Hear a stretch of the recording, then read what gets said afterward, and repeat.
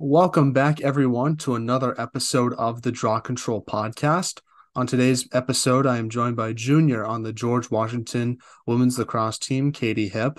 Last season, Katie started in all 18 games as a sophomore in 2023 and picked up 24 ground balls, caused 14 turnovers, and snagged a draw control as well. And as a freshman, Katie was named to the Atlantic 10 All Rookie team.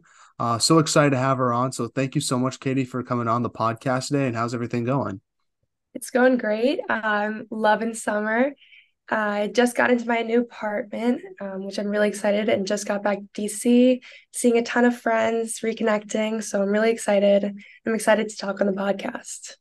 Well, how was your summer? And did you do anything interesting, whether it was like lacrosse related or not?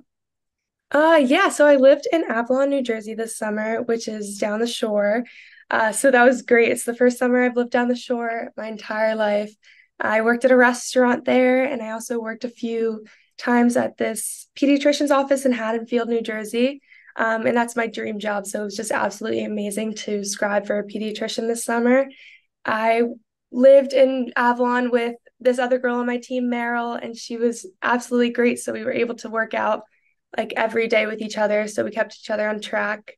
Yeah, and it was really nice to be with family and my dogs and be next to the beach. Well, that sounds like a very fun summer for you. And what were some of the things I guess you worked on to get ready for fall ball, which is starting up very soon, which is pretty crazy to think about how fast the summer has flown by. I know it's so quick. We start in like 2 weeks. I did a ton of endurance runs this summer. I definitely wanted to work on my endurance for one part. And then I joined a membership at my gym in Avalon and I did a ton of weightlifting programs. I wanted to definitely build my upper body because my legs are pretty strong, but I want to be able to maintain contact a little better on defense. So I definitely worked on that. And like I said, I was with Meryl, so we were doing tons of runs and following the packet in the heat of Avalon. So it was pretty great. Now, I'm not sure what the NCAA rules are like, but when do you guys like actually officially start practicing as a team? And so, what are the sort of things that you guys do to sort of prepare for the upcoming season during the fall semester, and then obviously before the season begins? Yeah, so we start our 8 hours on September 5th, which is almost 2 weeks away, a little less. We do a ton of conditioning once we get back, which is always everyone's favorite, but you got to do it. And then we do a lot of stick work to get ready for the season. And then leading up to the next 2 weeks, we'll do tons of team bonding, which is great. There's tons of new girls who are joining us, who we're really excited to like add to the program, build our culture with. So we'll definitely have a bunch of team meetings, be able to see each other throughout the city. Yeah. So that's pretty much what we do. What are some of the team bonding stuff that you do, if you don't mind me asking, or if it's top secret and you can't reveal, it's all good. No, well, so we do one thing that's actually kind of funny. We have like a wig like hangout thing. So we all buy wigs. And like everyone's there and we all look kind of funny, but at least we're doing it all together. So we have that coming up, which is pretty fun. And I'm looking forward to that. I do not have a wig yet though, and I have to pick one up. Did you do this last year? Like, how'd you find the wig that, like, what did you, I guess, find, I guess, for as a sophomore? So our now seniors started it last year. They thought it would just be a fun, silly way to all of us get together before school starts. Um, and they just definitely, we decided last year we wanted to do way more with our team off the field, just so we can grow a culture off the field so it translates onto the field. And this was just one thing that they came up with, and it's actually pretty fun. Do you remember, do you still have the wig that you wore from last year? Like, what did it look like? I do not have the wig. I think I pulled it out of one of my mom's like old 80s costumes and I brought it to school. I know like tons of girls wear like different colored wigs. I wore like my roommate wore like a curlied one. I'm just blanking on what I wore. Probably a colored one. Nice, nice. Well, I wish you best of luck trying to find one for next year. I feel like you gotta keep topping it every year, and then once you Oh see yeah, it, you gotta pick the best one out. definitely. Now, what are your team's goals and expectations for next season? I know, like you mentioned, you sort of guys want to bond together Mhm. during this time and sort of have a good off the field culture. So, But on the field, are there some goals that your team wants to accomplish as a team, but also is there any individual goals that you might want to accomplish as well for yourself? Yeah, well, we definitely like to have like an upward growth every single year. Um, and like I said, we're adding so many different girls, so it's great. We'll all be able to work together. One of our mentalities is to get 1% better every single day. So every single practice, you just work on one more thing individually or as a group, and everyone's meant to get better together. Our school values are determination, commitment, and respect, and we definitely translate that. Um, onto our team as well because we like to follow the school's values. But my individual goals is just to keep continuing to get better, work on my 1v1 game a little more, and grow with my solid unit of defense and communication. So let's transition now and talk about the beginning of your lacrosse career and sort of work all the way up to where you are today. So, doing research on yourself, it says you're from Verona, New Jersey. So, talk about growing up there and how'd you start playing lacrosse? Yeah, so in New Jersey, lacrosse is a very big thing, as you might know. So it was really great I started at such a young age, especially my mom played club lacrosse in college when they had like wooden racket sticks back in the day. So she definitely threw a stick in my hand as soon as I could walk. So I started playing in kindergarten for this little mini Laxers group in town. My mom was my coach up until like high school. Then she became the JV coach of my high school my senior year. So she wasn't directly coaching me, but she was still around, always trying to coach me from the sidelines as well. Um, and she's just great. I didn't begin on the team playing for my town until third grade, which was definitely nice to like start to actually play because when you're younger, no one exactly knows how to actually play the sport. But once you get real coaches and you're part of a real program, it's definitely a big transition. Who are some of your favorite players and teams that you liked watching growing up? Yeah, so I'd love to watch like the Big Ten games. UNC, Maryland, they're really fun to watch. When people usually watch games, they're usually tracking the ball and watching it go from player to player. But I try to focus on the defensive footwork, which is not as fun to watch the game by, but I like to do it. I like to see how people anticipate what's going to happen next. So I'm looking off ball rather than on ball all of the time. Is there any defenders that like you like, man, like she's really good. Like you try to emulate your game a little bit after her. Well, I like to look at my friends around me. Most of the time, I look at the defenders on my team, and there's this one girl, Stella Ray, Parker Kranz. They're both amazing defenders. I'd love to watch them in our practice film and see what they do to try to emulate that and put that into my game as well and know how they work the best so I can work better with them too. So I definitely look up to my teammates. Now, before college, like you talked about earlier, you played for your high school at Montclair Kimberly Academy. Talk a little bit more about your high school lacrosse experience there and what'd you take away from that? Yeah, I had great coaches and great friends who I played on the team with. It was definitely a lot of fun. There was also a ton of girls who were committed on my team, like Patricia, who goes to UPenn, and Taylor, who goes to Yale. So it was great to have girls on the team who were going to play at the next level with me. So I was able to work with them towards a greater goal after high school. I was also able to play midi a lot, which was great because now I'm strictly defense, but I was able to be on the circle and grow my stick skills and my conditioning. So by the time I got around to college, I was definitely doing better on defense because I had greater stick skills. Now, like what's the best memory you have from your high school lacrosse days when you look back on it now? There is one vivid memory that I have. We won our prep championships my sophomore year, which was my absolute favorite team. We had tons of great seniors that year who were just amazing to look up to. And it was pouring rain. And even though the weather was absolutely awful, we like celebrated like crazy at the end. We're running around the field and we're just so excited that even though like it was such a not nice day, it was still a positive outlook at the end and a great memory to look back on. Was it like really raining? Like were you soaking wet, celebrating Yeah. the trophy? Like if you took your jersey and tried to squeeze it, it was like a full shower coming out. That's crazy. That's crazy. Hey, at least you're having fun during that time, so it really doesn't matter. Exactly. Now, you also played for Dulac Club Lacrosse team. What was your club lacrosse experience like, and how did it sort of help prepare you for college? It was amazing. Dulax is definitely like another family for me. I started very young in club lacrosse, so I started when I was in third grade, which was the first spring of the entire program, the Dulax program. So I definitely grew up with the team. By my high school years, we had such amazing girls on the team. We had girls who now play at Maryland and Northwestern and Penn State and Duke, and it's just so amazing to watch them like succeed at their colleges now, and I still keep in contact with them.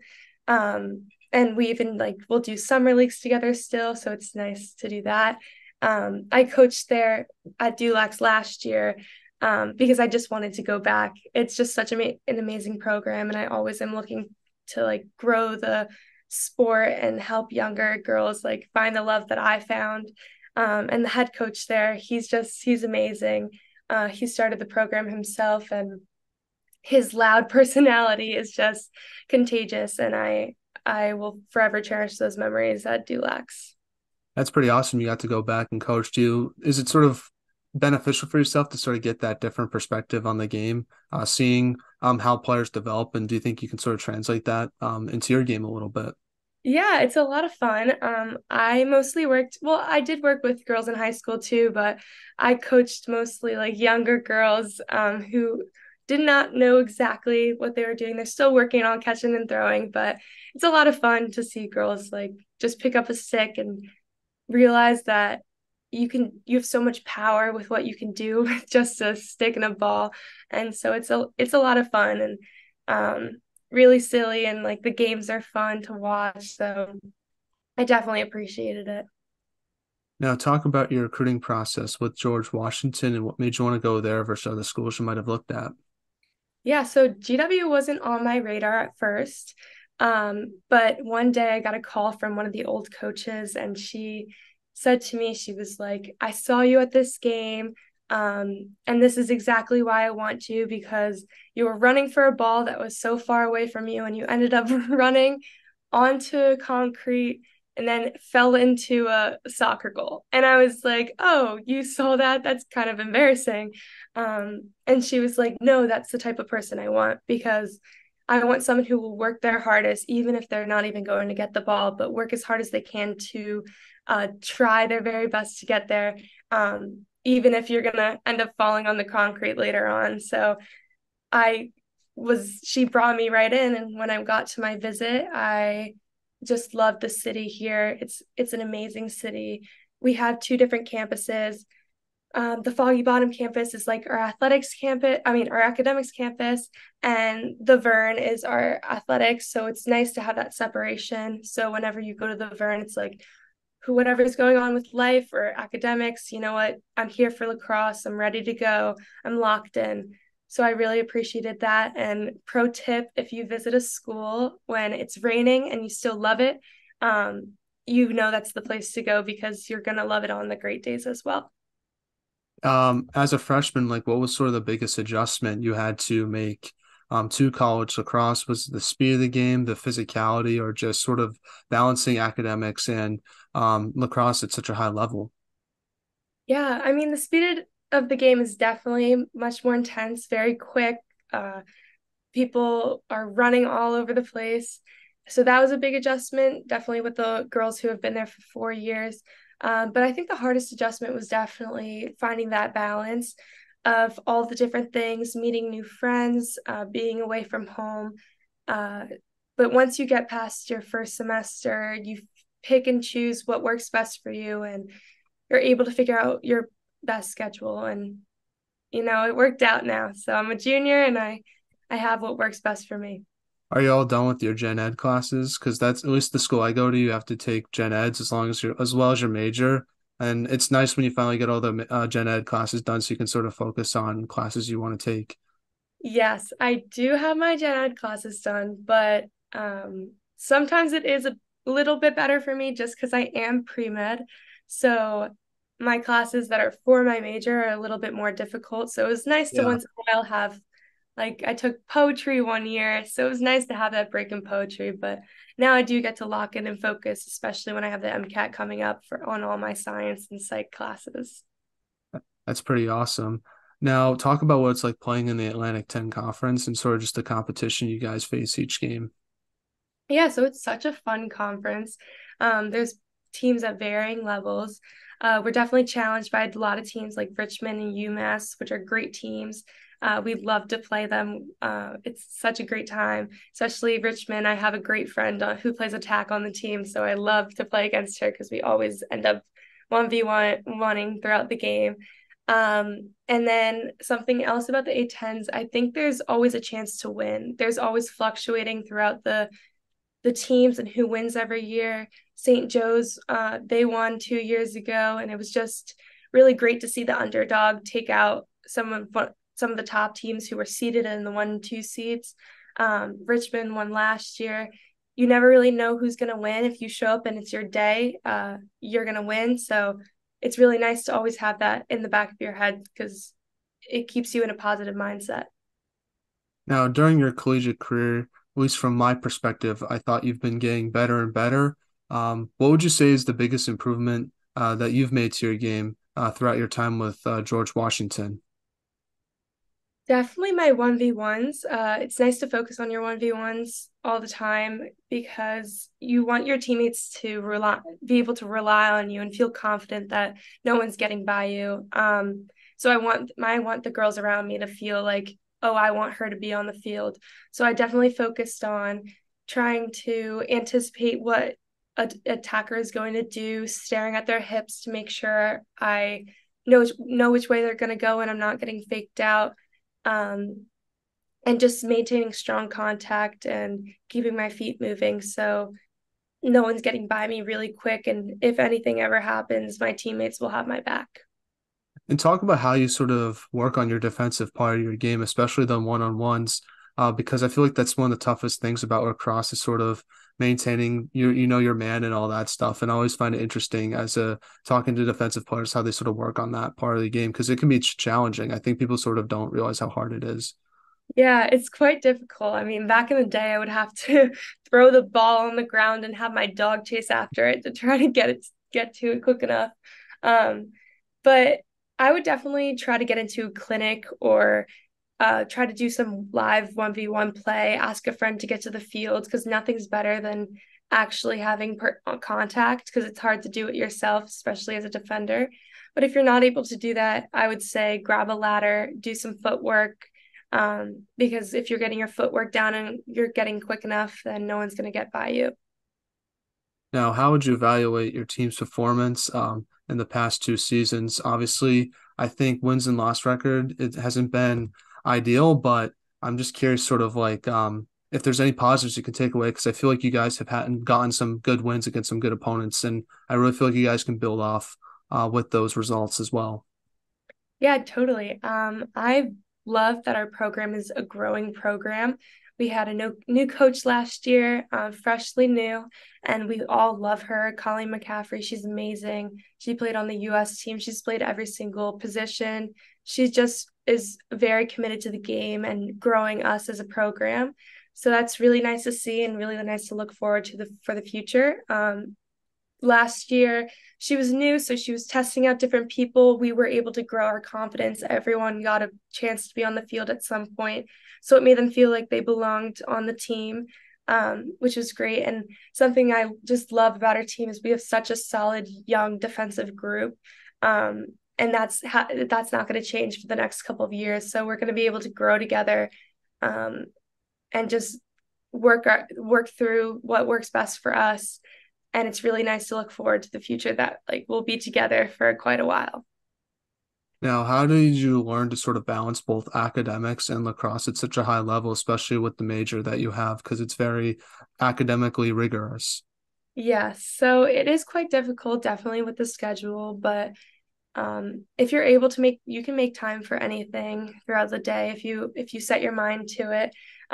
My one big thing is to get a planner. I'm so big into physical planners, to like plan out every exactly what I'm going to be doing throughout the week, so I know what I have to be focusing on at that moment.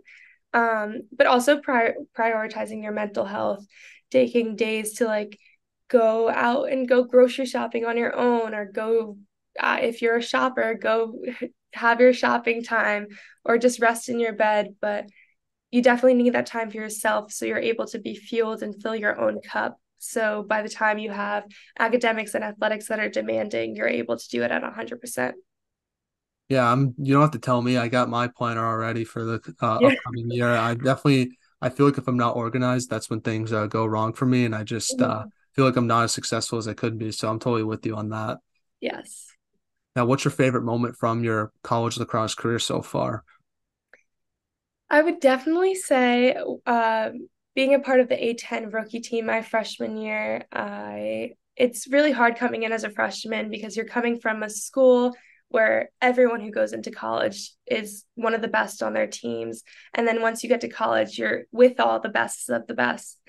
And you can't really find your place. And defense isn't always the most validating position. You don't get as many points or assists or goals as attackers do. And so it was really nice to feel like I was meant to be where I was, and I was appreciated. And I just really am grateful for that. And it was such a great year, and it definitely built my confidence.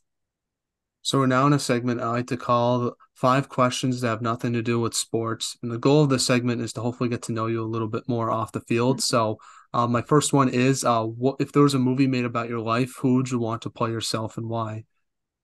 I would choose probably Blake Lively. I've always loved her. Gossip Girl is something I can watch religiously all of the time. She's such a great person, very funny off of the screen too. So I definitely would choose her. And the blonde hair, it works out well. Yeah. Well, your answer is very similar to mine. I would pick Ryan Reynolds just because I think he's a funny guy.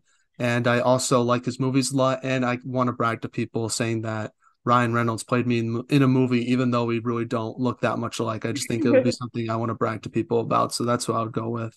Yes, yes. They're both really great. They're always so funny off the screen as well. Oh, yeah, for sure. I think that's why they've been together for so long. I feel like they've been the longest, at least in my lifetime, married celebrity couple that I can think Yeah, of. It's been like over 10 years, I believe. totally. Now, what is the most underrated holiday and what's the most overrated holiday? Underrated, I would probably say Thanksgiving. I'm a big foodie, so I love going home and having my grandma cook all the meals, like the huge casserole dishes. My grandfather and my father to like make the turkey, and it's just a nice family event that I always look forward to. Overrated, I would definitely say Valentine's Day. It's just such a unneeded holiday. Um, you always are spending like an absurd amount of money, or you're just not celebrating it at all. So I definitely would take that out of the calendar if I could. Yeah. Or just do it every day that to show your appreciation to someone you're with, right? Yes, true. I would say the most underrated for me is probably, I would say Thanksgiving's pretty underrated because it sort of gets overshadowed by Halloween and Christmas. Mhm. But I would say the most overrated is probably New Year's Eve. I feel like Mm. you're just sort of waiting for a clock to turn midnight and that's it. And Yeah, it's just sort of kind of boring. Obviously, it's fun to sort of hang out with friends, but I feel like you could just do it without sort of the whole festivities of New Year's Eve. I feel like people make it such a bigger deal than it needs to be. yes. No, I totally agree with that. Now, Katie, I think you not only have the best style on the George Washington women's lacrosse team, but you might have the best style in all of the NCAA women's lacrosse field.